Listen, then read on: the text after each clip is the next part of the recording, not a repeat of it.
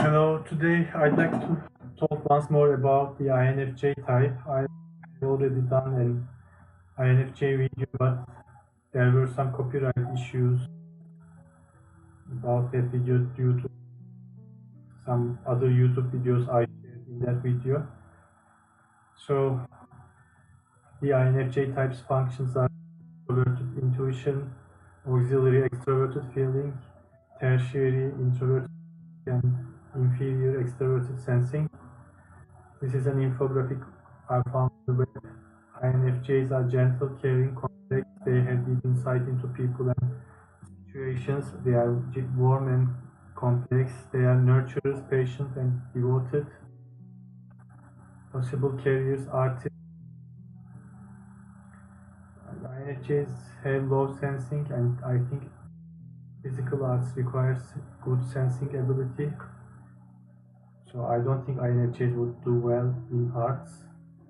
Clergy, perhaps. Counselor, yes. Photographer, again, it requires sensing, ability to analyze sensory information. So I don't think this fits with for INFJs as a career or a profession. Teacher, perhaps. Writer, perhaps. I don't think Leonard Cohen is an INFJ. Noam Chomsky.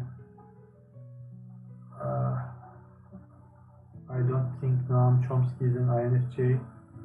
Perhaps he's an INTP, I don't know, or an INFP. Mahatma Gandhi might be, or he could as well be an ISFJ. Thomas Jefferson, I don't know that much about him. Ludwig, I, I have seen his photos, but he doesn't exactly strike me as an INFJ. Perhaps some other type. He comes across more as a thinker to me. If he's more like a thinker to me, he feels like more like a thinker. INFJs, music director, no. Fashion designer, no. These are for ISFP. These two professions are more suited to ISFPs.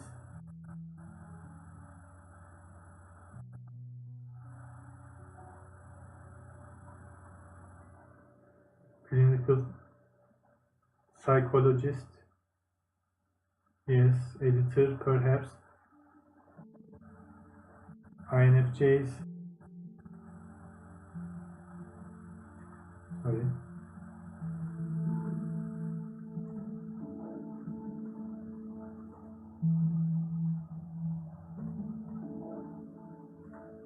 INFJs thrive in work environments that contain idealist people desiring to make a difference to human well-being, that environments that provide opportunities for creativity. The first one is auxiliary FE, is represented by auxiliary FE in INFJs. The second one is due to being a dominant intuitive, which relates to creativity. Environments that encourage harmony and consideration, again auxiliary FE, and are quiet and allow time and space for reflection. This is because INFJ has inferior SE, cannot tolerate too much sensory information like noise, color, sound, etc. And also INFJs are introverts. They like solitude. So moving on to functions, I think NI function is like a scrying sphere. Its basic function is to avoid risks. This is a survival mechanism for seeing and identifying possible potential future risks and avoid. I think it's represented by NI, and its direct opposite is SE. SE represents risk hunger, and being confrontational and impulsive. So INFJs and INTJs are risk averse, and their NI, because NI function is directed inwardly. It's an internal processing mechanism, and INFJ's auxiliary FE, INFJs collect information from the external world primarily through their auxiliary FE and also their inferior SE functions. So this information thus internalized, is then processed primarily through their dominant introverted intuition function. And this NI gazes at this internalized information and tries to identify patterns in this mass of information, and then try to compress this huge information into smaller core and essential bits, into patterns that can then be used for future purposes, I guess. Once a pattern is identified, it's integrated in INFJ's and INTJ's internal framework of patterns, and over time this framework forms an I guess simplified model of the external world in the INJ's mind, which the INJ then use to foresee potential pitfalls and problems in the future, and also to use this model, to manipulate this model to guess on the most viable course of action for a given circumstance or for a given scenario, so that the INJ can avoid harm and risk. So this is some kind of, this NI model is some kind of simulation of the external world, I guess, simplified model of the external world. And the characteristics of this model is dependent on the auxiliary function in INJs. In INFJs, this model is more related to FE type of information, social information, whereas in INTJs this is more related to TE type of information, I guess. FE relates to love and desire to be loved, whereas TE relates to bonds of loyalty.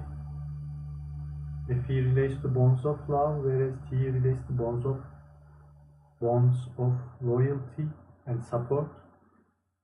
So this model would be more focused about gaining support and loyalty of other people, whereas INFJ's model would be more focused on gaining support and love of other people, so that risks and harm can be avoided.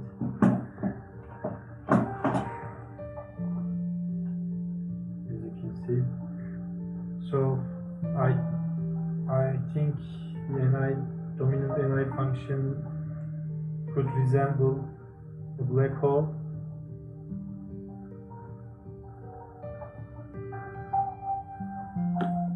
because all the information internalized through the extroverted functions is sucked into this NI function internally and crunched into a very singular piece of information, a pattern, or the essential essence of it's converted into a core essence of information.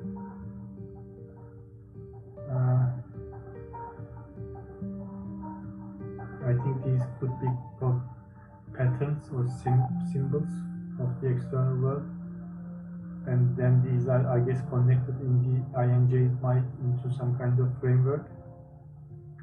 Because the INJs are cut off from the external world, represented by their inferior SE. They seem to be in their heads all the time, isolated from the outside world. They cannot deal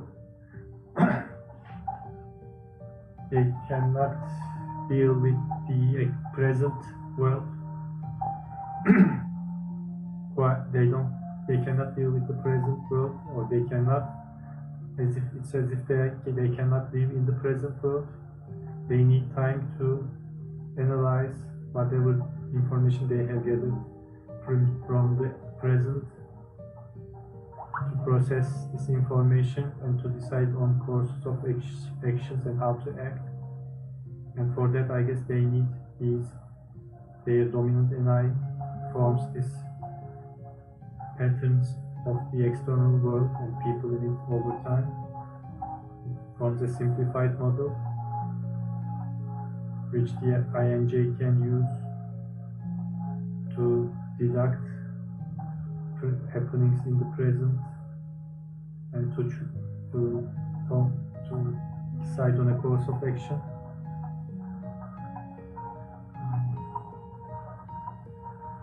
This is their way of dealing with the present, I guess. So they don't deal with the present in the present time. They deal with the present beforehand, I guess. They try to guess what might go wrong, and they prepare courses of actions beforehand, I guess, which then is involved, I guess, if the foreseen risks or events take place in the present. But of course,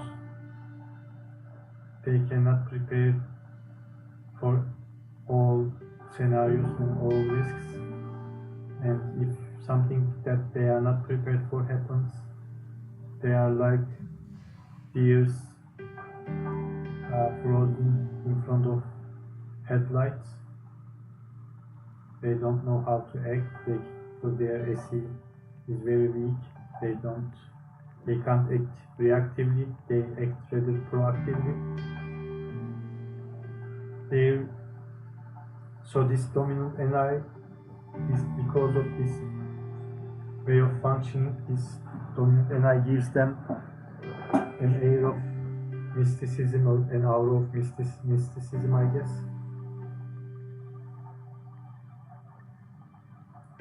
Their auxiliary FE. So I think the FE function represents compassion.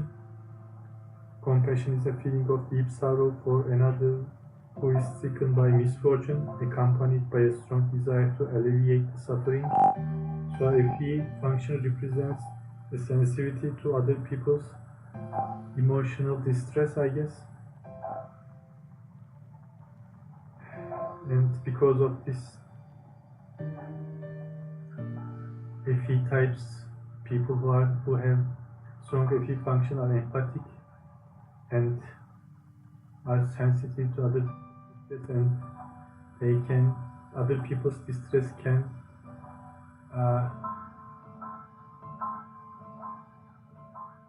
infect them as well. They absorb other people's suffering, I guess, and feel it, and because that puts the FE user into distress as well. So as to then the FE user, so as to alleviate this distress in the FE user, feels this compulsion to help the other people in distress, so that the FE user can also feel better. So FE users would need environments that are harmonious and free of emotional distress, because they are sensitive to fluctuations in FE, I guess, and they don't want to. They also FE presence of FE function, I guess, implies a desire to be a compulsion to help people, as well as a desire to be loved by others, to receive positive feedback from others. this sense, I think I find noteworthy to mention here that FI types are not empathic as you think, because their F function is isolated from the external world. It's not dependent on the external world. They are not sensitive to other people's suffering as an FE user would be.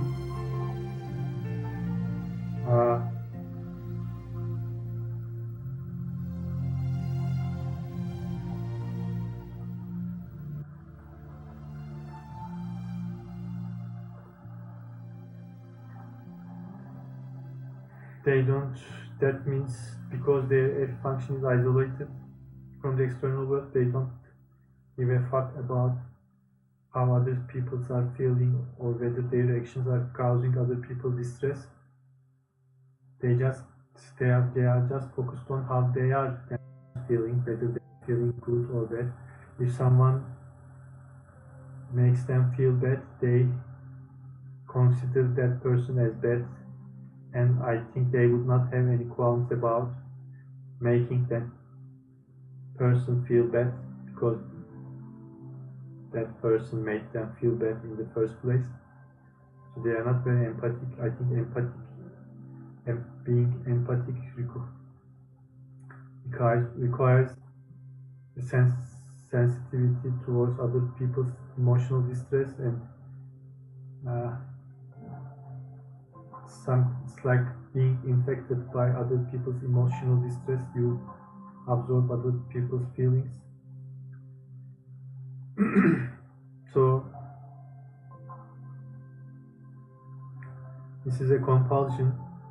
This FE function is a compulsion and a vulnerability, especially because it can be manipulated by low FE users, like tertiary and inferior FE users, who can use FE to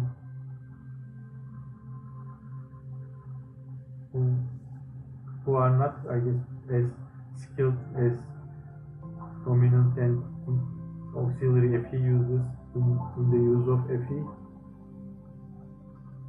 and they can, I guess, the tertiary and inferior FE types can use FE in an uncontrolled or irresponsible manner, and they can use FE to manipulate others, particularly ESTPs and ENTPs, I guess, would use tertiary FE to manipulate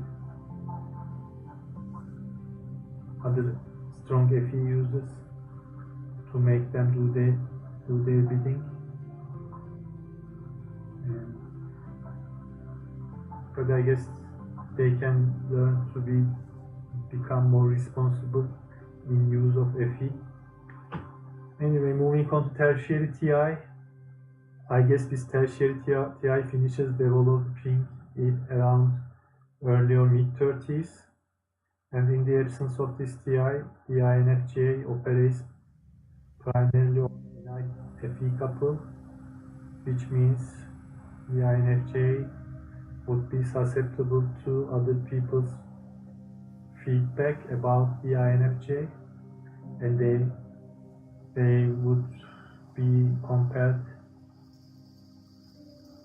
or they would have this compulsion for being loved by others, for receiving positive feedback, and this is especially heightened in ENFJs and ESFJs, FE dominant types.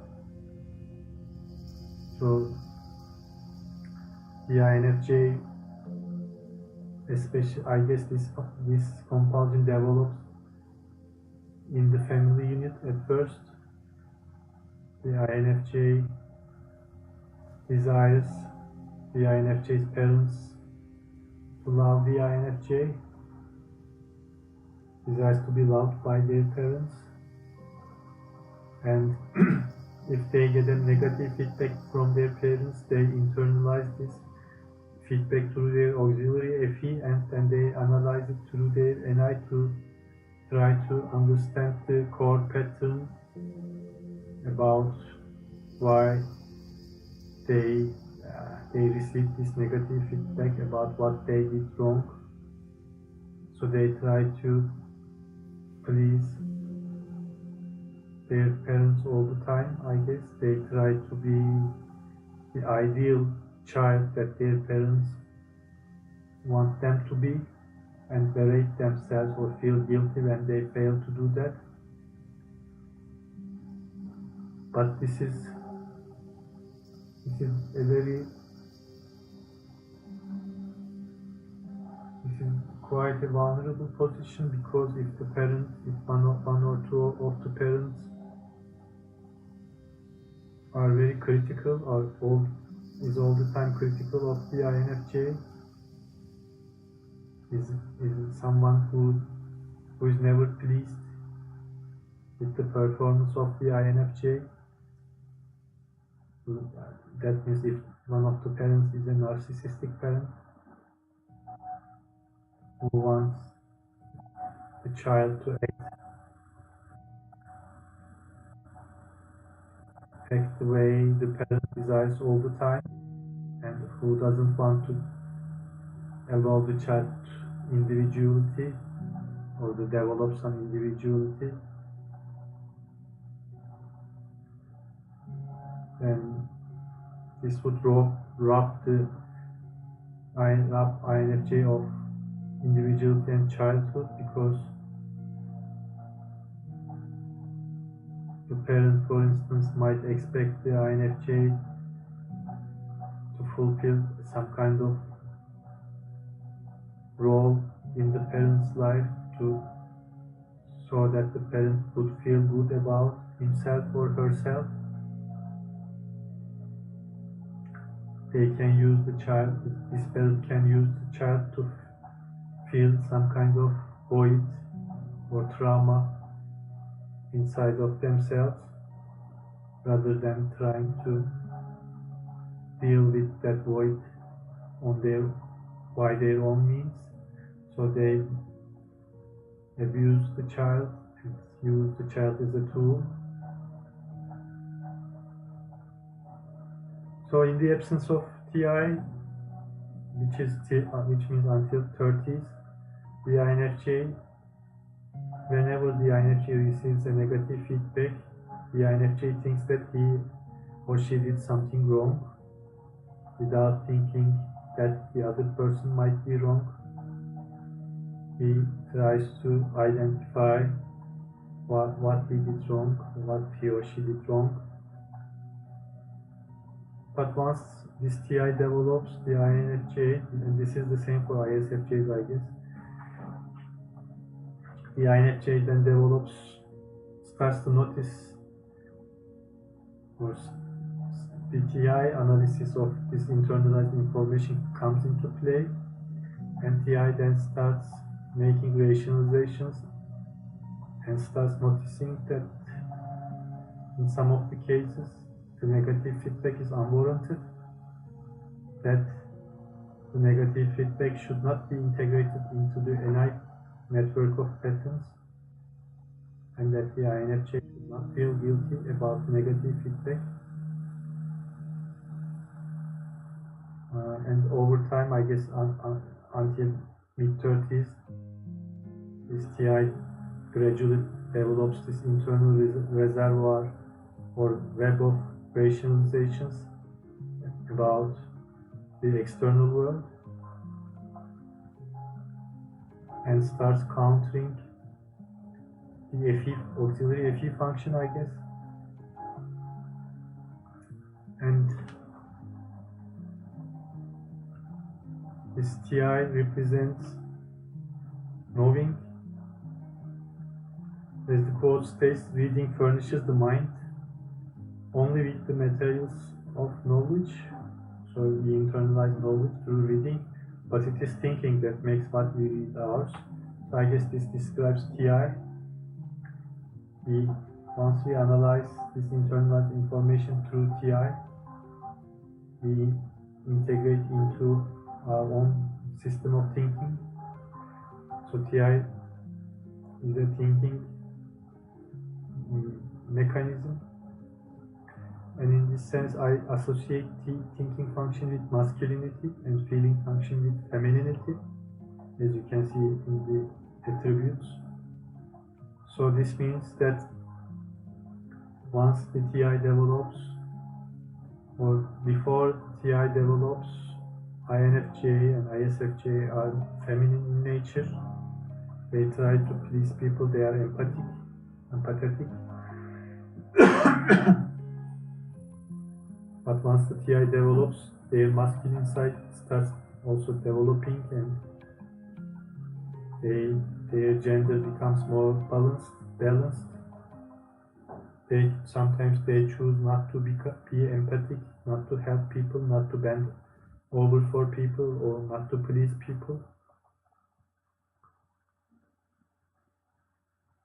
Of course, the reverse goes for ESTPs and ENTPs, for instance. Once their tertiary FE develops, they become perhaps more feminine, more compassionate, more empathetic. So the inferior SE I think represents impulsivity, reactiveness, aggression, risk-taking, being confrontational, etc. Rage, perhaps. As you can see, confrontational. It also relates to, because due to impulsivity, it relates to spontaneity as well. Impulsiveness is the enemy of deep thinking, because in the case of SE dominant types, their primary mode of action is impulsive and reactive. They react to their environment, even without thinking. It's like a reflex. They don't have any time to think. That means they don't have any time to think. They first act, then think. In this sense, I think deep thinking perhaps could be related to NI. I don't know, because the SE dominant types have low NI. These are posters from the web. INFJ, I don't swim in shallow water, but this is not true. If we consider shallow water as the sensory world, or sensor world, INFJ has poor tolerance or poor capacity to be present in shallow waters.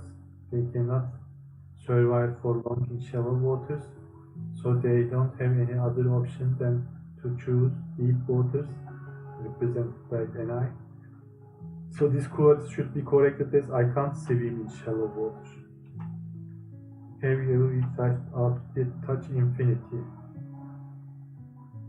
I don't think I am touching infinity, but this is again, I guess this relates to INFJ's aura of mysticism, or being isolated from the external world, in the world of possibilities, being isolated in a world of possibilities and underlying patterns, etc.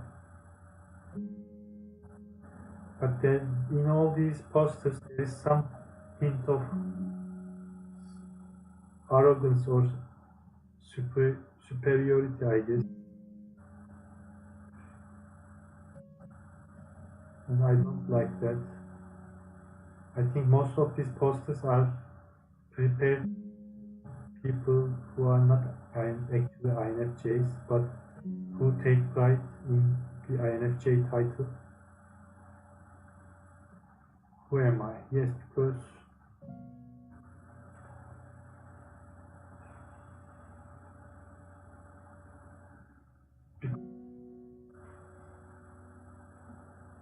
as you know, the feeling and thinking functions represent judging functions, and they represent our value system. I guess the value system relates to the ego in the Freudian sense. So that means, because their dominant function is a perceiving function, not a judging function, all IJs have underdeveloped egos. Their value system is not well developed. They don't act primarily on their value system, so they might be confused about what their values really are, who they really are. And INFJ, all dominant intuitives, I guess, either introverted or extroverted, weirdos. This dominant intuition implies some kind of weirdness. If we consider the senses the normal person, normal prototype of person, intuitives are weirdos and they are quirky.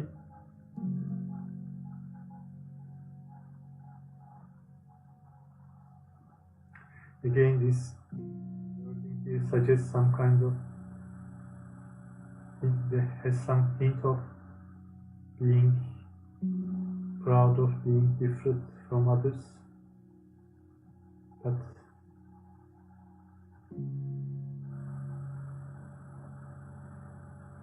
but for me, being different from others causes me strife in my daily life.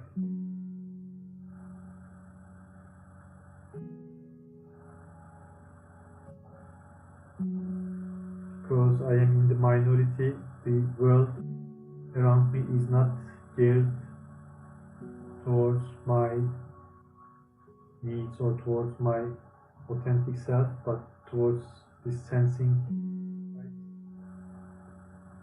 So they are better able to adapt to the world, but I cannot adapt to the world. And I cannot find people to get along with or to be myself with that easily.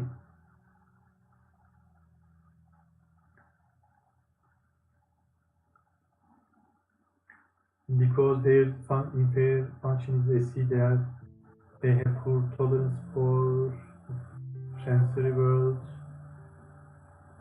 and they are introverts. I guess INFJs have this desire to get away from the sensing world and to live in isolation away from others,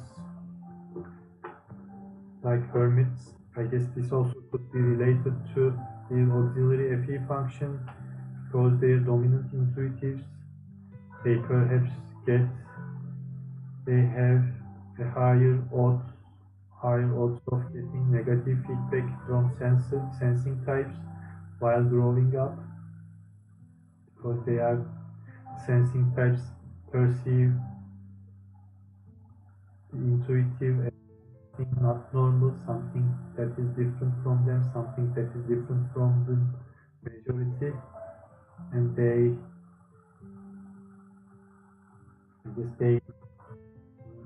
make their opinions known to the intuitives, I guess. So this, I guess, creates some kind of desire to get away from sensing people in the intuitives, and I guess that's why they might desire to live in isolation like hermits. But of course this is then interpreted by sensor types as dominant intuitives being elitists, or not like being elitists, or not wanting to mingle with the sensor types. They get sometimes butthurt by it and try to shroud it in some kind of arrogance or elitism, but it's just that the INFJs and perhaps all dominant intuitives, not the extroverted ones perhaps, but introverted dominant intuitives like solitude and isolation. Examples of INFJ, I think Gandalf is an INFJ. He is a weird character, lives like a hermit. He is looking like the child here. He is looking childish here. He is getting angry at Bilbo Baggins here. And I think this is the inferior SE function at work. He is getting enraged for a moment there, and then turning back to his usual self, he then acts through auxiliary FE function. Also Yoda, I think Yoda is an INFJ. He is also a weird character. He is strong in the force. As you can see, he's very weird. He lives like a hermit, and he has the ability to foresee future. I think the force in the Star Wars setting is somehow related to the SI and NI functions. I think most of the Jedis are either INFJs or ISFJs. And in this sense, I think the NI function, because of its risk foreseeing and risk aversion nature,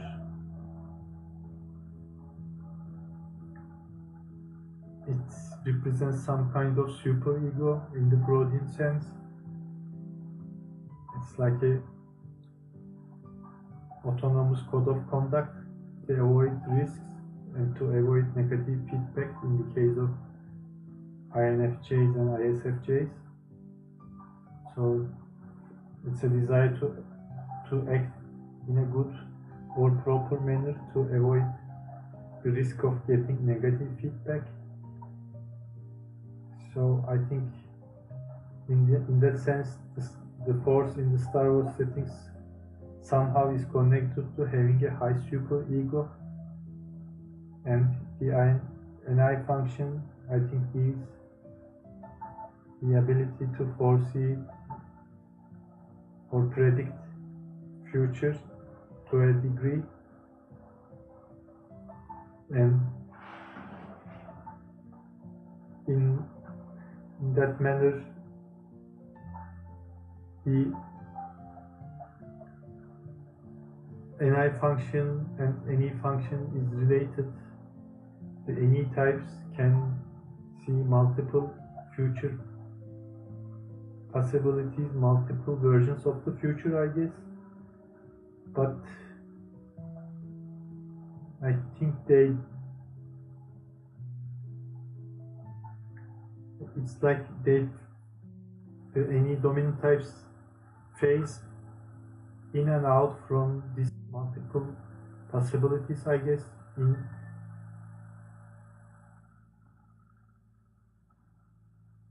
It's like some kind of pretending mechanism, I guess.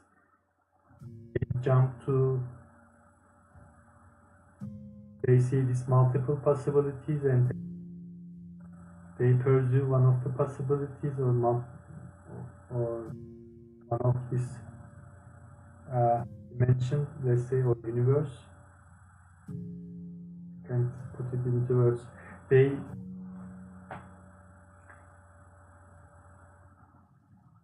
see the SE dominant types see the reality as it is, one form, but the NE dominant types see the reality in multiple possibilities and options, and then I guess they prefer to jump from one form of the reality to another on their goal, I think, which for ENTPs, I guess, to outsmart others, I guess, because they have intellect due to their autism type. They want to feel that they are smarter than others. They are smart Alex, I guess. So they use themselves into various forms of reality that would make them feel smarter than others. They are not, even if they are not, they are actually not. Use their NE as some kind of cheating mechanism, as if this considered a child falls, hurts his knee, and then he feels embarrassed, gets up and see looks around to see whether if other people are looking at him, and he says it didn't hurt, something like that. He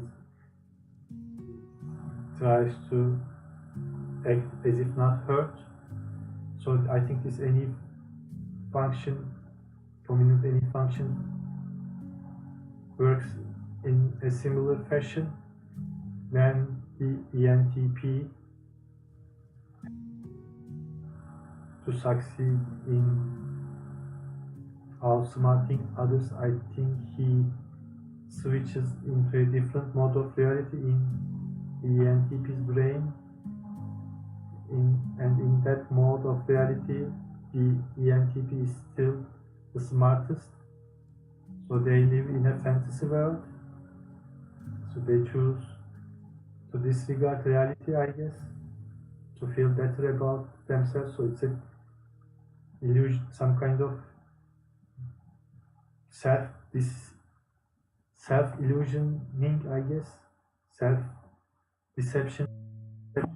They do not just want to deceive others and outsmart others, they also want to deceive and outsmart themselves, I guess. And the dominant any types, as I said, see these multiple possibilities of the real world. The NI dominant also sees multiple possibilities of the real world. But the NI dominant, I guess, opts the one possibility of the real world that is most viable for the INFJ, and viability here I guess more concerned about avoiding risk of getting negative feedback from others, avoiding the risk of others, I guess. So the NI dominant sees multiple possibilities or multiple courses of actions or multiple ways of interpreting the world around them, but they try to, through their dominant NI, they try to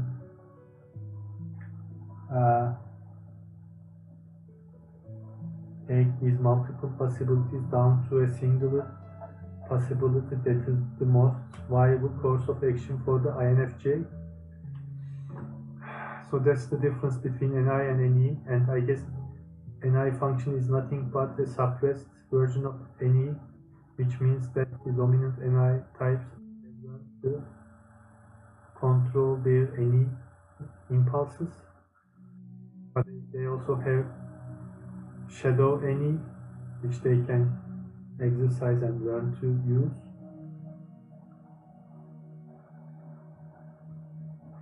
Kermit the Frog and Yoda chilling out. Another INFJ could be this Sally character from Tim Burton's Nightmare Before Christmas animated movie. Sally is also an introvert and weird character, and also she is feminine. She is in love with this Jack Skellington character, whom I guess is an ENTP, and she is crazy, as you can see. She also has premonition, abilities for premonition.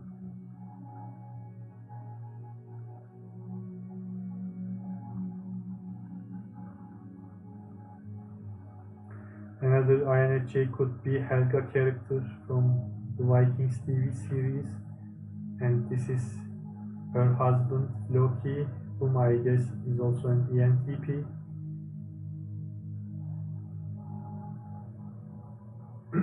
They both live away from the village. Helga is an introvert, whereas Loki is an extrovert. Loki goes to hang out with other warriors in the Viking village, but Helga is usually hanging out by herself.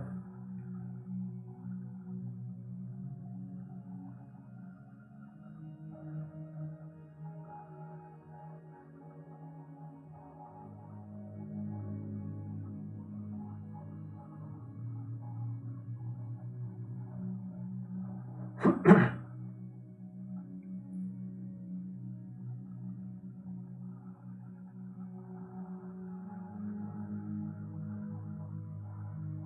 is their wedding day. They both look childish, as you can see. I think dominant intuition also implies some kind of childishness. I think it also might have something to do with growing up or maturing of the body, late maturing of the body, I guess, due to some kind of hormonal problem perhaps in the body. So that means the dominant S-types bodies mature, I guess, whereas dominant intuitives bodies mature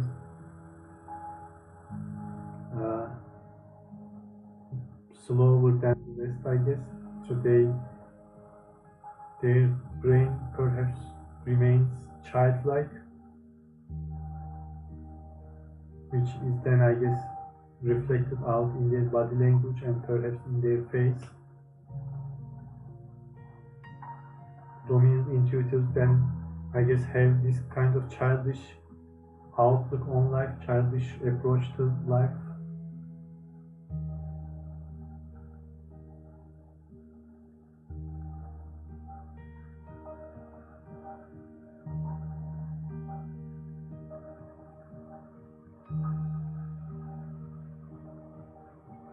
And she looks quite like Luna Lovegood character from Harry Potter TV series, and I guess Luna is also an INFJ. She is weird, she's an introvert, and she has natural magic. She has a natural ability for magic. She can cast high level spells quite easily. Magic comes easy to her.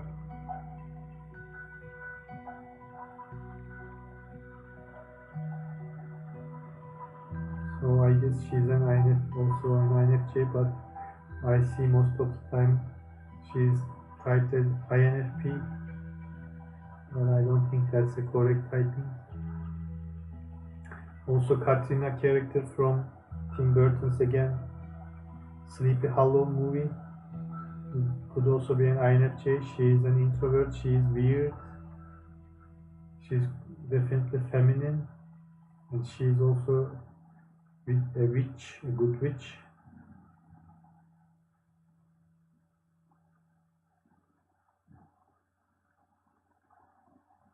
And this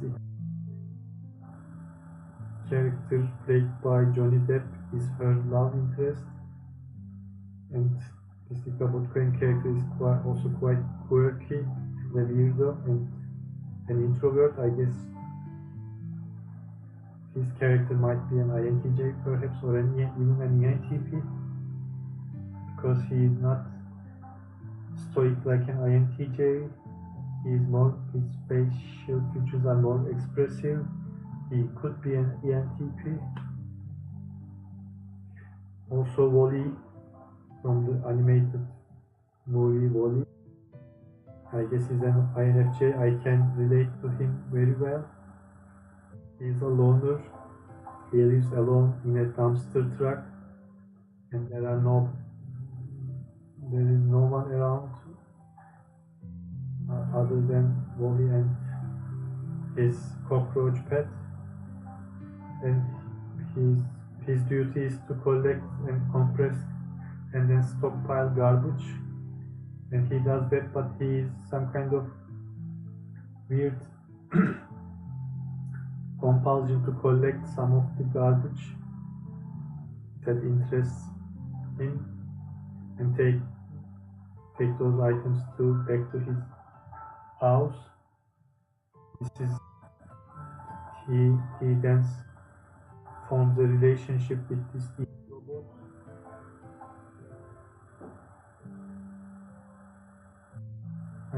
I think sometimes Wall-E is also typed as an INFP, but I don't think that's correct, because you can see he's very duty bound. He, despite being left alone, and despite being left alone, he has been, I guess,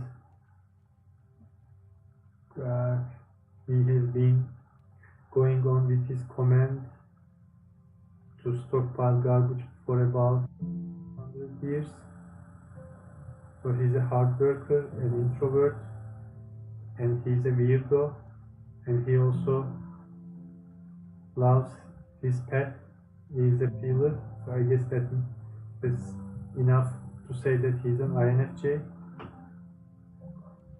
So I relate each MBTI type to a role-playing game class, and as I said, if we consider having a high sensing ability represents a greater capacity to deal with present life and the present, and acting reflexively and reactively and aggressively perhaps, then dominant sensing types would have high physical abilities and high capacity for close combat in the role-playing game sense, whereas the reverse, the dominant intuitives, would have poor physical abilities and poor capacity for close combat, but to the contrary, they would have greater capacity for spell casting and magical abilities, I guess. So in that sense, I believe dominant intuitive types should represent some kind of pure spell casting classes in role-playing games, and I think INFJ represents, or INFJ fits with the Hedge class in the role-playing game settings.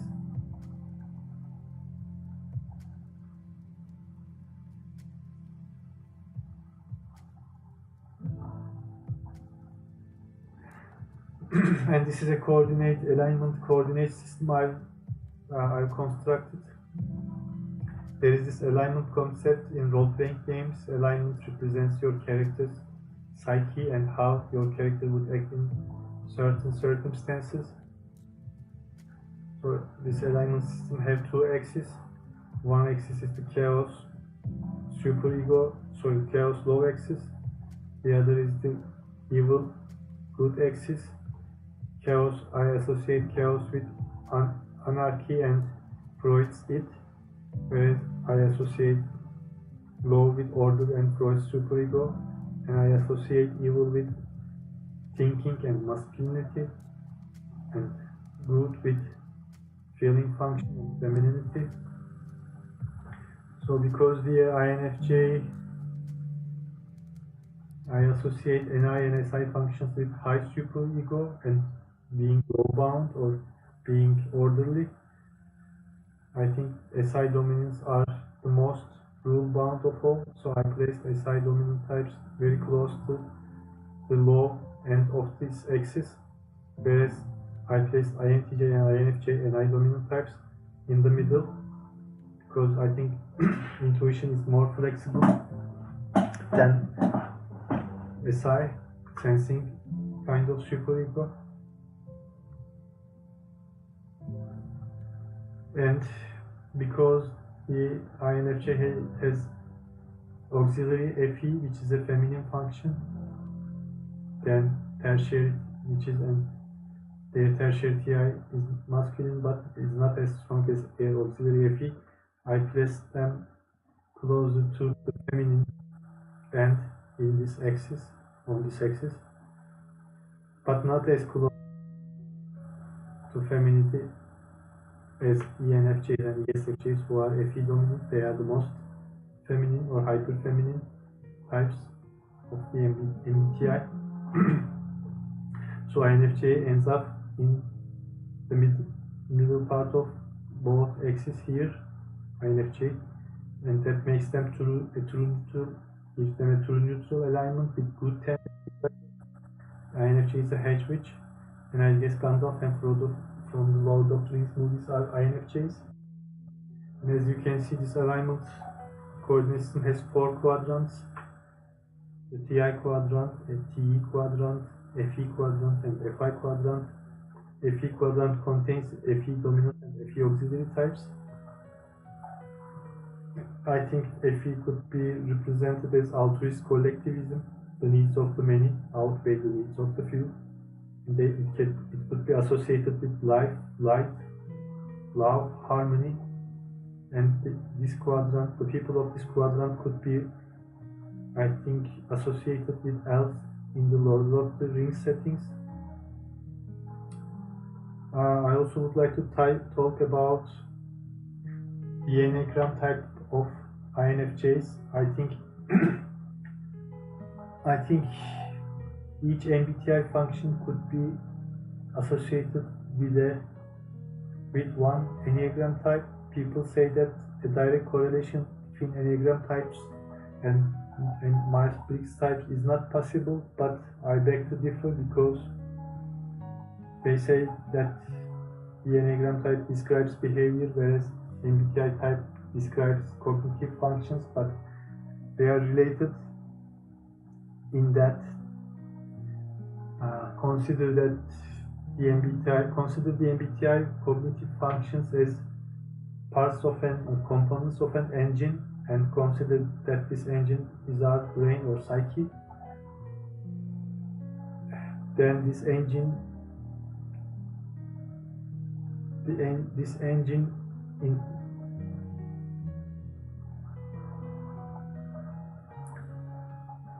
internalizes information from the external world, uses that external information as input, and then processes it and produces some kind of reaction or output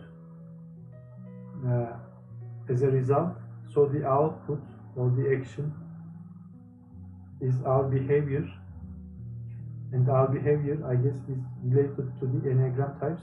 So I think it is possible to make a correlation between these cognitive functions and each enneagram type. So I think the dominant NI types are related to Enneagram 1. The perfectionist, they can do the right thing to avoid blame. They are geared towards complying with rules, standards, wanting to look right, flawless, to avoid negative feedback again. Ones are reliable, responsible, honest, well-intentioned, conscientious, hardworking, practical, and thrifty due to high superego. Rigidity, criticism, and continuous judgment are their characteristics. On the low side, they can suffer from obsessive-compulsive disorder due to singular nature of this NI function. Big growth is the need to tame their sometimes harsh criticality and take things very seriously to relax their inner critic, and that is possible, I guess, by developing the shadow NE function, which counters their dominant NI function. Type 1s have high standards they never live up to. Their self-image is I should do what's right. Not I do what's right, but I should do what's right to avoid blame or avoid negative feedback. They are driven, disciplined, diligent, hard-working reformers. They set very high standards for themselves and others. They are moral, harsh critics of self and others, no free lunch, strict meritocracy. And I think meritocracy is a requirement, because if the society is not based on merit, if people who are not competent for the duties, if people who are not fit or competent for the duties they are to assume,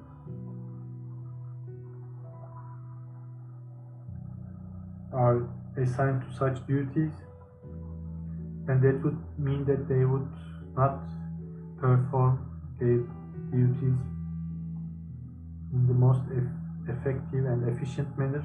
They would underperform perhaps, which in turn would affect the recipients of their duties. So if this becomes systematic, this will snowball into an avalanche, I guess.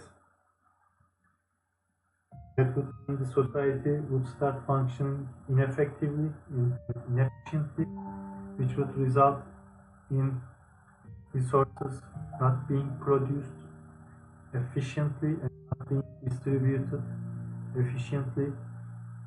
People would suffer because of that. So I think we really need a meritocratic society. We should assign people to roles based on their merit and competency.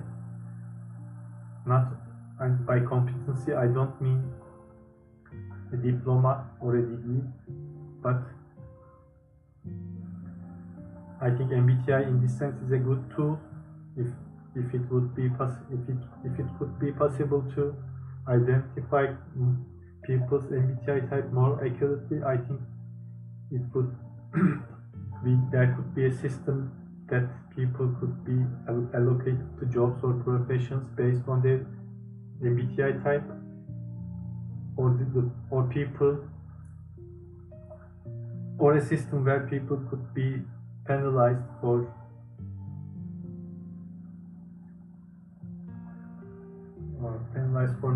doing jobs that they are not suited towards, and rewarded for performing jobs that they are best suited for. So people still could be free to choose their professions, but I guess some kind of multiplier could be applied to their salary based on their MBTI type and that type's alignment with the job performed.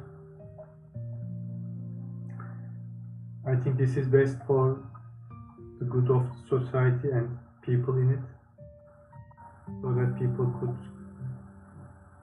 gain access to resources in the most level.